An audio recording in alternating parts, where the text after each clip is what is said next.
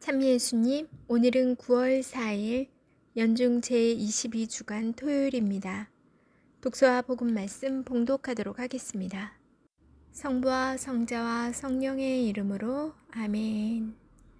제1 독서입니다. 사도 바오로의 콜로새서 말씀입니다.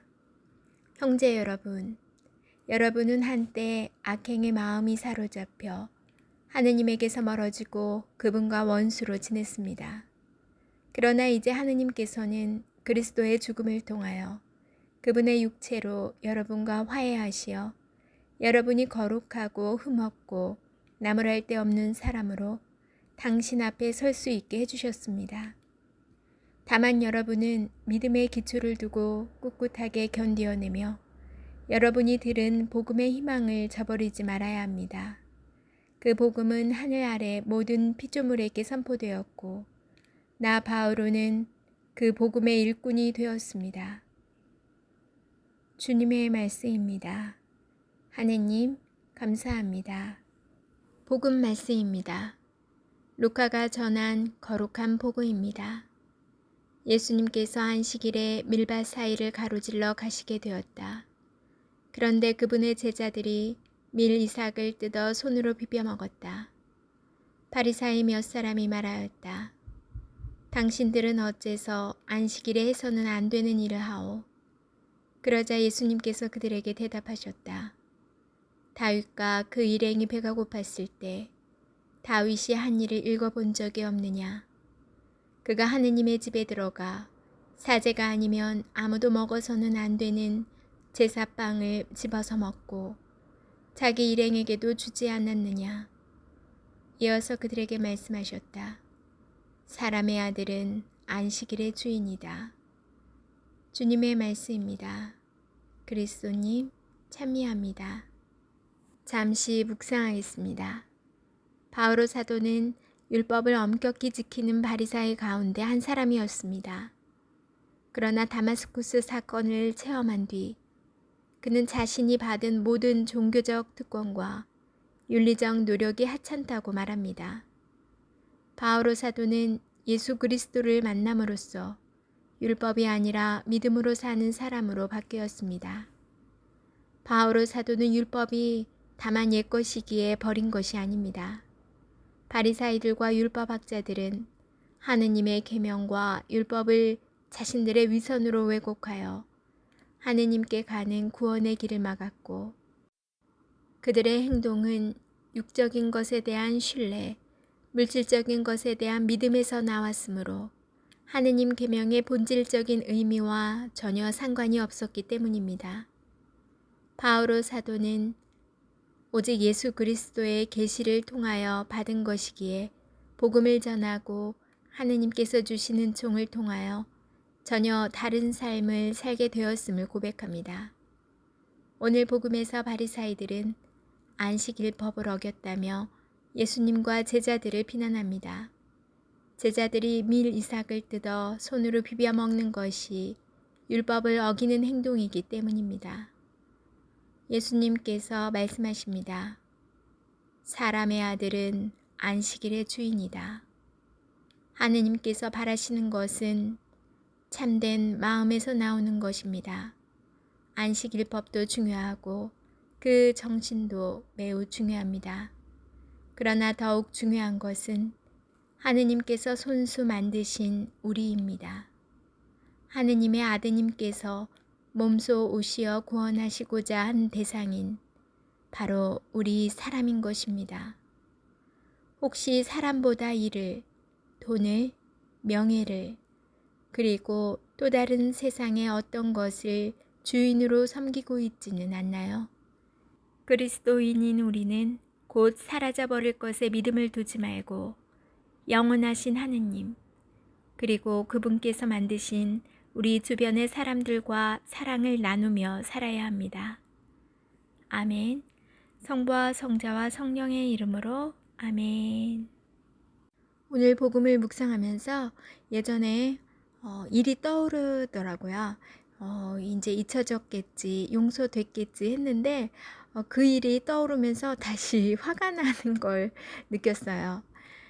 예전에 말씀을 한번 드린 적도 있는 것 같은데, 제가 봉사를 하면서 복사 아이들, 특히 대축일에는 일찍 아이들, 복사 아이들을 데리고 나와서 모이고, 또 뭐 이제 필요한 모든 것을 다 챙겨주고, 또 신부님 미사 전에 이렇게 약속 정해서 아이들 교육 받고, 미사 이제 잘 동사원 따라 잘 할 수 있도록 그렇게 지켜보고 이렇게 했던 봉사를 했는데,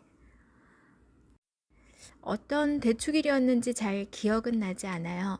부활 대축일이었는지. 근데 아무튼 아침 일찍 정말 눈 뜨자마자 바로 세수만 하고 얼른 이제 모였어요.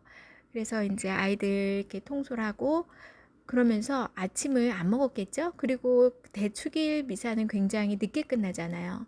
아이들도 또 아무것도 안 먹고 굉장히 배고프고 힘들었던 그런 시간이었는데, 이제 끝나고 이제 다른 분이 이제 빵을 이제 아이들 거 이렇게 준비해 왔어요. 저도 이제 미사가 끝나니까 한 12시 반 아침 일찍 모여서 그 시간까지 정말 바쁘게 왔다 갔다 하다 보니 긴장하고 있다 미사가 이제 끝나니까 긴장이 풀리면서 굉장히 배가 고프더라고요. 아이들에게 나눠주고 나서 빵이 남았어요. 저는 저도 너무 배가 고프니까 빵 하나만 달라고 그랬어요. 그런데 그분이 아주 싸늘하게 그 빵은 사무실에 갖다 줘야 된대요. 사무장님도 드려야 되고 신부님, 학사님 뭐 이렇게 챙겨 드려야 된다는 거예요. 그분들은 그분들은 미사 끝나면 점심 약속이 되어 있어서 거하게 드실 분들인데도 불구하고, 그리고 아침을 저보다는 늦게 나왔기 때문에 다 드셨는지는 잘은 모르겠지만 아무튼 그분들을 챙겨야 된다는 거예요. 저는 너무 제가 할 말을 잃었어요. 그때 너무 기분이 나빴거든요. 배고픈 상태에서 그런 거절을 당하니까 굉장히 서럽더라고요. 네, 오늘 어느 신부님의 강론 말씀이 저를 그래도 위로해 주셨어요. 다윗과 그 일행이 보통 사람들은 먹을 수 없는 지성소의 떡을 먹었지만 죄가 되지 않았다. 죄가 되지 않았다고 하는 것은 다윗과 그 일행의 배고픈 상황은 율법의 제한을 받지 않는다는 것이며 그 관례에 매일 수 없다는 것이다. 율법의 준수보다도 현실적으로 더 절박한 인간적 요구를 채워주는 것이 우선이다. 인간이 있고 나서 율법이지, 인간이 존재하지 않는 상황에서 율법이 무슨 소용이 있단 말인가? 율법 때문에 정상적인 인간의 필요가 희생될 수는 없다는 것이다.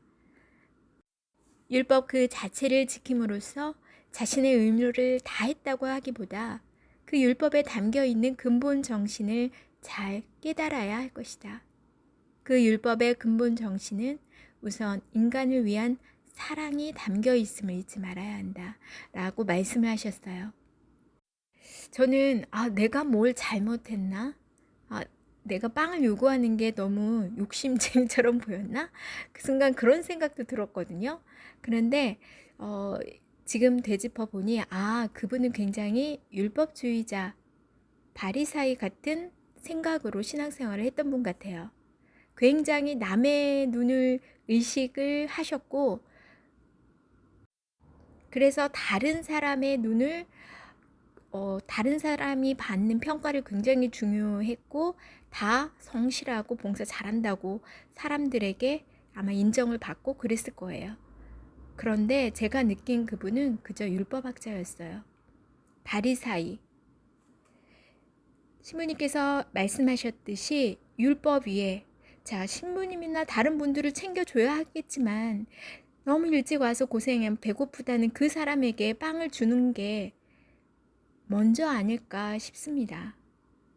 그리고 빵은 충분해 보였어요. 다시 화가 나네요. 우리가 실수를 많이 하는 것 같아요.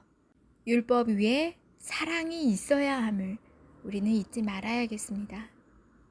오늘 날씨 너무 좋아요. 걷다 보니까 정말 이렇게 명품 날씨를 주신 주님께 저절로 감사합니다. 나오더라고요. 오늘 많이 걸으시고 감사하는 마음으로 또 사랑을 나누는 하루 되시길 바랍니다. 전 내일 다시 만날게요.